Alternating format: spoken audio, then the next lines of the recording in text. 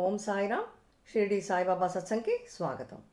మనం మన జీవితాల్లోని వివిధ సమయాల్లో ఆర్థిక ఇబ్బందులతో, లేక శారీరక సమస్యలు, లేక తీవ్ర మానసిక సమస్యలతో బాధపడుతూ ఉంటాం.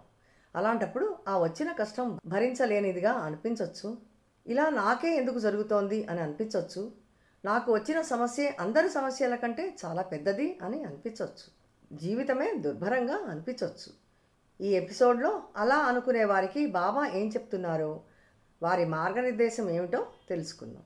బాబా వారి ఈ దైవిక బోధనను శ్రీమతి పవని నిర్మల ప్రభావతి గారు రచించినటువంటి శ్రీ షిరిడి సాయినాథ్ భాగవతంలోని 20వ అధ్యాయంలో దుఃఖంతో తన వద్దకు వచ్చిన ఇద్దరు భక్తులకి బాబా తన మార్గదర్శకత్వంతో ఎలా ఓదార్చారో తెలుసుకుందాం. బాబా తను ఉన్నాను, తనని నమ్ముకున్న వారిని తను ఎప్పుడూ కాపాడుతూ ఉంటానని, వారు బాధపడవలసిన అవసరం కానీ భయపడవలసిన అవసరం కానీ లేదని చెప్తున్నారు బాబా. మనం ఎదుర్కొనే కష్టాలు మన కర్మల ఆధారంగా ఉంటాయని అంటున్నారు బాబా.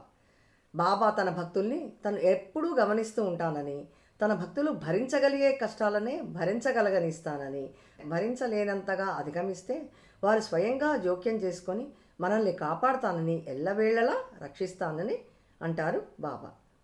శ్రీ సాయిబాబా మనకు చెప్పేదల్లా ఒకటే. తనిచ్చినటువంటి 2 మూల మంత్రాలైన శ్రద్ధ, సబూరీను పాటిస్తూ భగవంతుడి పైన నమ్మకం పెట్టుకోమంటారు. మన చింతలన్నింటినీ వారికి వదిలేసి నిశ్చింతగా ఉండమని చెప్తారు బాబా. తన భక్తుల శ్రేయస్సు, భారం తనదే అని అంటున్నారు బాబా. కష్టాలు శాశ్వతం కాదని, కదిలే మేఘాల్లాంటివి, మనం భయపడవలసిన అవసరం లేదని అంటున్నారు బాబా. వారు చెప్పినట్టు మనం ఉండగలిగితే ఎలాంటి కష్టాలనైనా ఎదుర్కోగలుగుతాం, ప్రశాంతమైన జీవితాన్ని గడపగలుగుతాం అని చెప్తున్నారు బాబా. ఆ ఇద్దరి భక్తుల విషయాల్లో బాబా ఎలా మార్గనిర్దేశం చేశారో, ఆ బోధనలను మనం కూడా మన జీవితాల్లో ఎలా అలవర్చుకోవాలో ఈ గురువారం సాయంత్రం 6 గంటలకు వచ్చే ఎపిసోడ్లో వివరంగా తెలుసుకుందాం. ఓం సాయిరామ్.